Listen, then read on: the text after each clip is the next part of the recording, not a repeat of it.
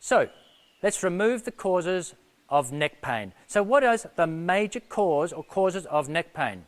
Well, it might look something like this to you. When you're in front of the computer, or driving, or texting. It's called the forward head posture, this. That is the major cause, the most common cause of all neck pain, the forward head posture. You must remove this from your daily life to ever have a pain-free neck permanently. The forward head posture puts enormous strain on your neck. Now, so let's just go back a step. What is correct posture? Correct posture is where your head is atop your spine. It's not out in front. In other words, you get that feeling of standing tall, walking tall, and sitting tall, feeling elongated through the spine. A little hint for you. If you dropped a stone from your chin, it should drop onto your chest. It should drop onto your chest, not onto the floor.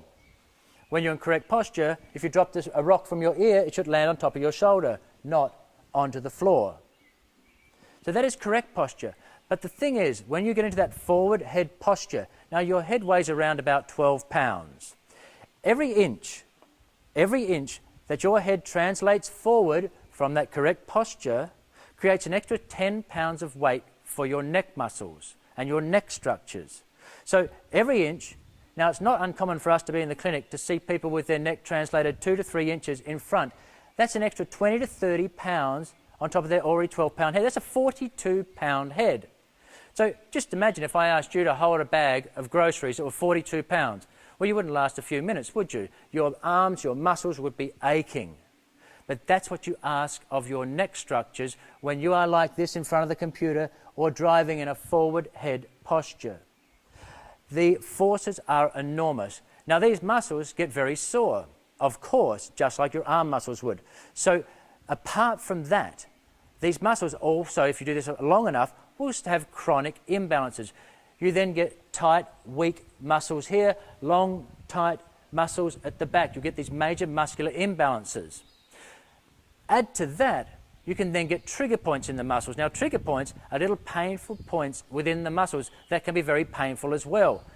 Worse than that, they can then refer pain, and that can give you suboccipital headaches, headaches across the eye, and I'm sure some of you watching this are already familiar with these headaches. These trigger points refer pain also into the shoulders, into the arms. Now, that's your soft tissues.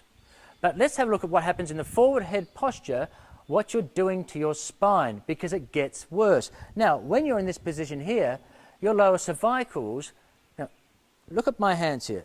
Imagine my hands are your vertebrae. Imagine between my hands there's a balloon. Now, if I do this, the balloon will bulge out this way, right? That balloon represents what's happening with your disc. The inner part of the disc, when it's in flexion, migrates backwards. So, if I do this, which is what happens to your lower spine and your cervical area, if I do that, those are now flexing, pushing the disc backwards. Do this long enough and your neck can feel very stiff. If that disc then bulges even further backwards, it can then bulge and press on a nerve, which can then give nerve-related symptoms into your shoulders, into your arms, tingling, numbness or pain. So we need to get that forward head posture out of your daily life.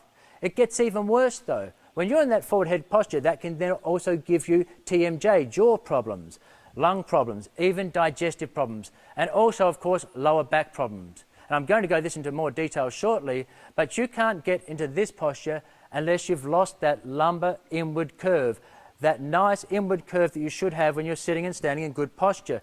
So let me be clear about this. For you to have a good posture in your neck, you must have good posture in your lower back, as you're about to see. So think of it this way. Sit tall, stand tall, walk tall. Let's have another closer look at this.